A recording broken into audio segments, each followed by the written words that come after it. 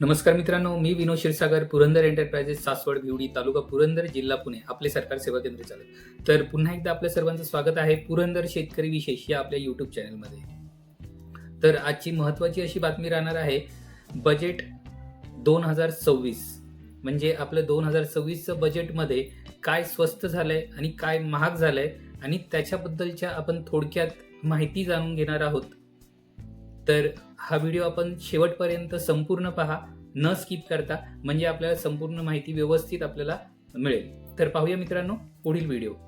तर मित्रांनो, आपण पाहूया आधी सर्वात आनंदाची बातमी म्हणजे काय स्वस्त झाले ते आपण पाहूया याच्यामध्ये. तर आपल्याला स्क्रीनवरती दिसेलच. तर महत्त्वाचं म्हणजे कॅन्सरच्या रोगावरती जी औषधं आहेत ती स्वस्त झालेली आहेत, म्हणजे लवकरच होतील. त्याच्यानंतर मोबाईल स्वस्त होणार आहेत. तर आपल्याला विमान प्रवास स्वस्त होणार आहे. त्याच्यानंतर बाईक, दुचाकी स्वस्त होणार आहे. त्याच्यानंतर कपडे स्वस्त होणार आहेत. त्याच्यानंतर सोलार पॅनेल म्हणजे सौर ऊर्जावरच्या ज्या काही गोष्टी असतील त्या सगळ्या स्वस्त होणार आहेत. त्याच्यानंतर बूट स्वस्त होणार आहेत. अजून एक महत्त्वाची गोष्ट म्हणजे आपल्याला परदेशातलं शिक्षण देखील स्वस्त होणार आहे. लेदर स्वस्त होणार आहे म्हणजे चामडे. क्रीडा क्षेत्रातील लोकांसाठी आनंदाची बातमी म्हणजे क्रीडा साहित्य देखील स्वस्त झालेलं आहे. CNG बायोगॅस स्वस्त झाला आहे. EV बॅटरी स्वस्त झालेली आहे, म्हणजे EV वाहने साहजिकच स्वस्त होणार आहेत. EV म्हणजे इलेक्ट्रॉनिक बाईक. मायक्रो ओव्हन स्वस्त झालेला आहे. विमान फ्युएल म्हणजे इंधन स्वस्त झालेलं आहे, म्हणजे साहजिकच आपल्याला विमान प्रवास स्वस्त होणार आहे. लिथियम आयन बॅटरी स्वस्त झालेली आहे, म्हणजेच आपल्याला मोबाईल देखील त्याच्यामुळे स्वस्त होणार आहे. आणि LCD LED ह्यासारख्या वस्तू देखील स्वस्त झालेल्या आहेत. तर मित्रांनो, आता पाहूया महाग कोणत्या गोष्टी झालेल्या आहेत. तर वैद्यकीय उपकरणे महाग झालेली आहेत. दारू महाग झालेली आहे. गुटखा, तंबाखू महाग झालेला आहे. त्याच्यानंतर सिगारेट महाग झालेली आहे. तर भंगार महाग झालेला आहे, म्हणजे स्क्रॅपचं सामान. खनिज महाग झालेलं आहे. ऑप्शनल ट्रेडिंग महाग झालेली आहे. इंटरॅक्टिव्ह फ्लॅट पॅनल डिस्प्ले महाग झालेला आहे. PVC फ्लॅट शीट महाग झालेली आहे. तर अशा प्रकारच्या ह्या महाग झालेल्या गोष्टी होत्या. थोडंसं शेअर मार्केटबद्दल आपण बोलूया. ज्यावेळेस निर्मला सीतारामन हे बजेट सादर करत होते त्यावेळेस आपलं शेअर मार्केट कोसळलेलं आहे, खाली आलेलं आहे. तर ते का आलेलं आहे त्याच्याबद्दल थोडक्यात माहिती घेऊया. STT म्हणजेच सिक्युरिटी ट्रान्झिशन टॅक्स, ह्या टॅक्समध्ये बदल करण्यात आला आहे. तर तो काय बदल आहे ते सविस्तर पाहूया आपण. STT टॅक्स, तर जेव्हा तुम्ही शेअर बाजारात इक्विटी, म्युच्युअल फंड किंवा डिलिव्हरी यांचे खरेदी विक्री करतात तेव्हा सरकार STT नावाचा टॅक्स आकारते. जेव्हा तुम्ही ट्रेडिंग करता तेव्हा तुम्हाला स्वतंत्रपणे STT भरावा लागत नाही, पण हा टॅक्स ब्रोकरेज कापून सरकारला देतात. आता हा टॅक्स आपल्याला स्वतंत्रपणे लागणार आहे, त्यामुळे शेअर मार्केट घसरलेलं आहे. तर मित्रांनो, आता थोडंसं डिफेन्स सेक्टरबद्दल बोलूया. देशाच्या डिफेन्स सेक्टरमध्ये जवळपास 16% वाढ झालेली आहे.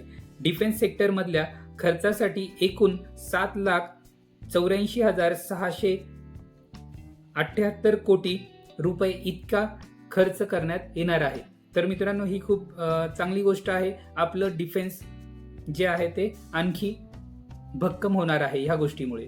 मित्रांनो, हे लेदर स्वस्त का होणार आहे आणि ह्या गोष्टी कशामुळे स्वस्त होणार आहेत तर आपण ते थोडक्यात पाहूया. तर लेदर आणि टेक्स्टाईल यांची निर्यात आयात ड्युटी फ्री करण्यात आलेली आहे. डिफेन्स सेक्टरमध्ये बेसिक कस्टम ड्युटीमध्ये देखील सूट देण्यात येणार आहे. पर्सनल वापरासाठी ज्या वस्तू आयात केल्या जातात त्या वस्तूंवर टॅरिफ 20% कमी करून 10% करण्यात आलेलं आहे. मुली आणि महिलांसाठी हॉस्टेल आणि शी-मार्ट, तर याच्याबद्दल थोडीशी सविस्तर माहिती आपण पाहूया. तर याच्यामध्ये प्रत्येक जिल्ह्यामध्ये मुलींसाठी हॉस्टेल बांधण्याची घोषणा केली आहे. देशामध्ये एकूण 789 जिल्हे आहेत. या सगळ्या जिल्ह्यांमध्ये मुलींसाठी किमान एक हॉस्टेल बांधले जाईल. बचत गटातील महिलांसाठी शी-मार्टची घोषणा केलेली आहे. म्हणजेच याच्यामध्ये बचत गटमध्ये ज्या काही महिला आपल्या वस्तू बनवतात स्वतःहून, त्या वस्तू ह्या शी-मार्टमध्ये ते विकू शकतात. औषधांवरची कस्टम ड्युटी रद्द करण्यात आलेली आहे कॅन्सर सारख्या रोगांचे उपचार स्वस्त होण्यासाठी. हिमोफिलिया, सिकल सेल आणि मस्क्युलर डिस्ट्रॉफिक सारख्या 7 दुर्मिळ आजारांच्या 17 औषधांची बेसिक कस्टम ड्युटी रद्द करण्यात आलेली आहे. म्हणजे आपल्याला ही औषधं स्वस्त होणार आहेत. भारताला जागतिक बायोफार्मास्युटिकल प्रोडक्ट हब बनवण्याची तयारी चालू आहे. 10,000 कोटी रुपयांची इन्व्हेस्टमेंट जवळपास यासाठी करणार आहेत. 3 नवे आयुर्वेदिक एम्स स्थापन करण्याची घोषणा केलेली आहे. 7 नव्या हायस्पीड रेल्वे कॉरिडॉरची घोषणा केलेली आहे. तर त्याच्याबद्दल विस्तारित पाहूया आपण. याच्यामध्ये रेल कॉरिडॉर आणि इतर तर Mumbai to Pune, Pune to Hyderabad, Hyderabad to Bangalore, Hyderabad to Chennai, Chennai to Bangalore, Delhi to Varanasi आणि वाराणसी टू सिलिगुडी हे रेल कॉरिडॉर बनवण्यात येणार आहेत.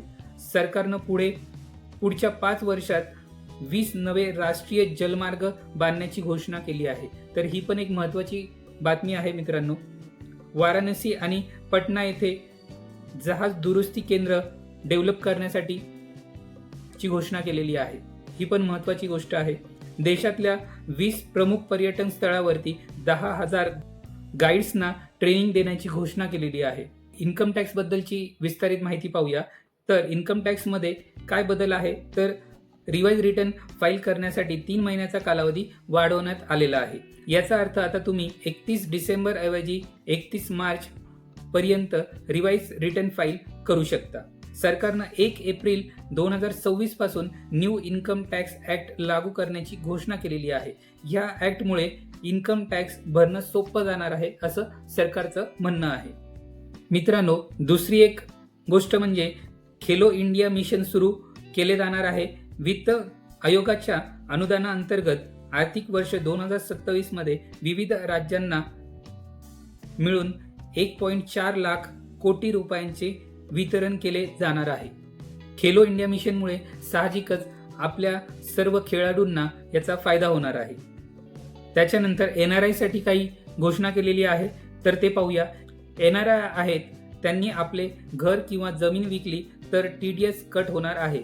सोबत जर टॅक्समध्ये गडबड झाल्यास शिक्षेऐवजी त्यांना दंड आकारला जाणार आहे. भारतात डेटा सेंटर बनवणाऱ्यांना टॅक्समध्ये सूट मिळणार आहे. मित्रांनो, आपण थोडं विस्तारित शेतकऱ्यांसाठी ह्या बजेटमध्ये काय म्हटलं आहे ते पाहूया. शेतकऱ्यांसाठी बहुभाषिक AI टूल, पशुपालन उद्योगासाठी अनुदान, नारळ उत्पादन वाढवण्यासाठी नारळ संवर्धन योजना, याचबरोबर कर्नाटक, केरळामध्ये कासवांच्या घरट्याचं संवर्धन, सागर किनारपट्टी आणि ईशान्येकडील शेतकऱ्यांना मदत आणि मत्स्य व्यवसायात स्त्रियांचा सहभाग वाढवण्यासाठी सरकार प्रयत्नशील असणार आहे. या बजेटबद्दल निर्मला सीतारामन यांनी काय म्हटले आहे ते पाहूया. पुढील आर्थिक वर्ष बजेट हे युवा शक्तीने प्रेरित आहे.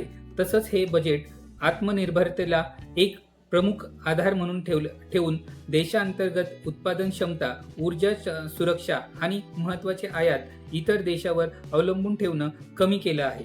त्याचवेळी सरकारच्या प्रत्येक कृतीचा नागरिकांना फायदा होईल याची खात्री केली आहे. रोजगार निर्मिती, कृषी उत्पादनता, लोकांना सार्वत्रिक सेवा देण्यासाठी सुधारणा हाती घेतल्या आहेत. या उपाययोजनेमुळे सुमारे 7% उच्च विकास दर मिळाला आहे आणि गरीब कमी करण्यात आणि लोकांच्या जीवनात सुधारणा करण्यात, त्याचबरोबर या बजेटमुळे महत्त्वपूर्ण प्रगती करण्यास मदत झाली आहे. तर मित्रांनो, ही होती GST बद्दलची थोडक्यात आणि सविस्तर अशी माहिती. जर आपल्याला ही माहिती आवडली असेल तर नक्कीच आपल्या पुरंदर शेतकरी विशेष या YouTube चॅनलला लाईक, शेअर आणि सबस्क्राईब नक्की करा. आणि हाईप नावाचे जे नवीन बटन आले आहे त्याच्यावरती नक्की क्लिक करा, म्हणजेच हा व्हिडिओ दुसऱ्यांपर्यंत पोहोचत जाईल. तर भेटूया अशाच एखाद्या पुढच्या माहितीपूर्ण व्हिडिओमध्ये. तोपर्यंत धन्यवाद.